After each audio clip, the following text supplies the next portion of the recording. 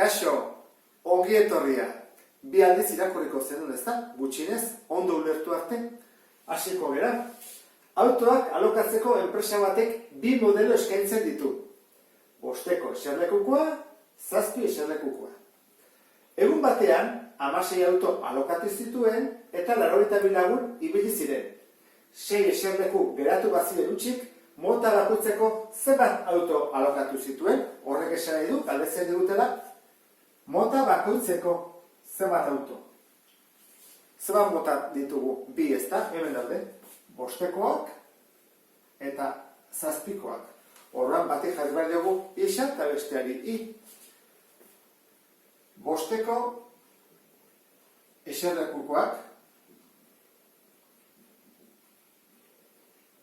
auto kopurua.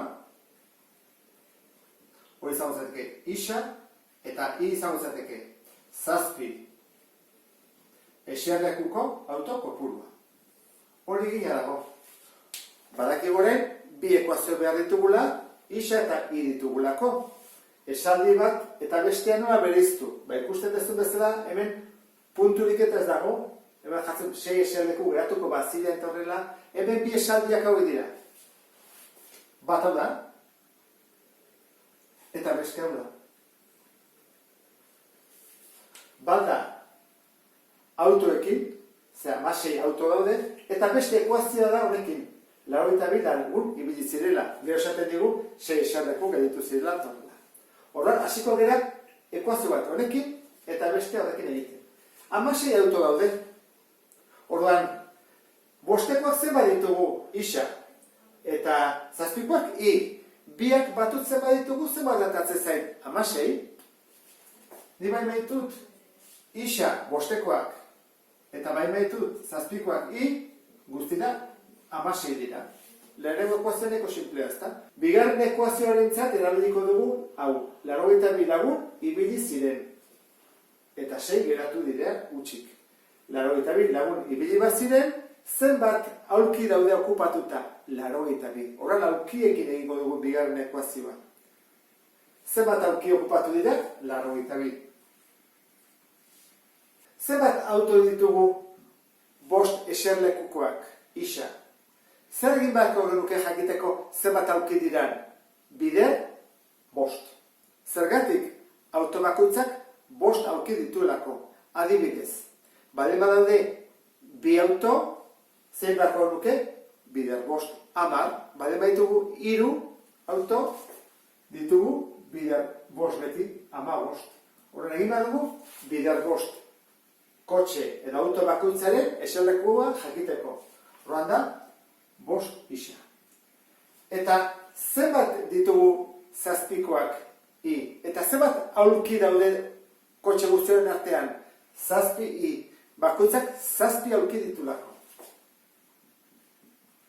Horren, hemen daudena eserlekuak eta hemen daudenak berdinak dira? Ez, horrenik ez. Zergatik 6 gelditu delako hutsik. Horren hemen bi aukera daude. Egin dezakegu horrela, hau hartu, kendu 6 eta berdin 82, edo jarri horrela. Nik uste dut hobeto ulertuko duzula jartzen bada horrela, ezta? Idea bezala. Eserleku guztiei, kentzen baino 6 gutxi daudela, daude 82. Ekuazioak baditugunez, egin behar duguna da, beti bezala, forma orokorrean jarri, hau ez dago oraindik. Horrean jarriko du goian berdinean, isa gehi berdin 16, eta hau pasatuko du kentzen da batutzen. 5 isa, gehi 7 i, berdin 88. Horren bai, erabaki behar dugu metodo bat. Horrezkatzen metodoa, metodona izan daiteke. Horren erabaki bat duguna da, isa edo i isolatu. Eta hemen bai dela garrantzitsua. Nik i isolatzen badut, eramango dut onera, bider 7. Eta nik isa isolatzen badut, edo bakantzen badut, eramango dut onera, bider 5. Horren egokiagoa da, isa bakantzea, zenbakiak txikiagoak atako direlako. Ulertu duzu, ezta? I egiten badut, honea doa. Hobeda, isa. Horren, isa jartzen badut, 16, ke Horren bai, isaren ordez hau jarriko dut. Eta bidertu badut bostekin, ez zazpikin. Horra jarriko dut, bost, eta hemen 16 ken i, isak hoi balio dulako, gehi zazpi i, berdin, 88.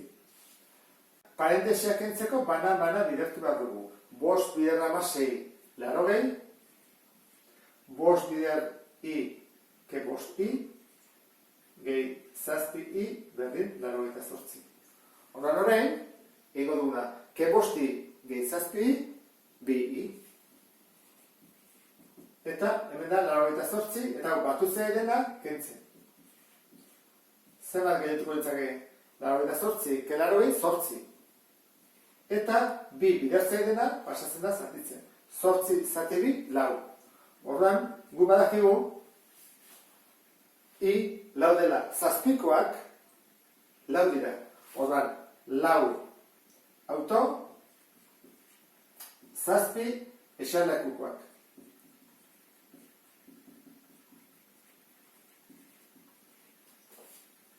Bat lortu dut. Horren, faltatzen bestea.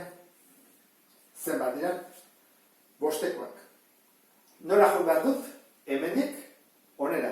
Horratu zaitez, Orduan, isa berdin, 16 ken, 4. Isa berdin, 12, ez da? Dudai gabe, nahiko horreza zen, ekuazio hori. Orduan, 12 auto, beti hori etortzen gara, bost, eserlekukoa. Eta honekin bukatuko nuke problema. Beste bat arte, agur.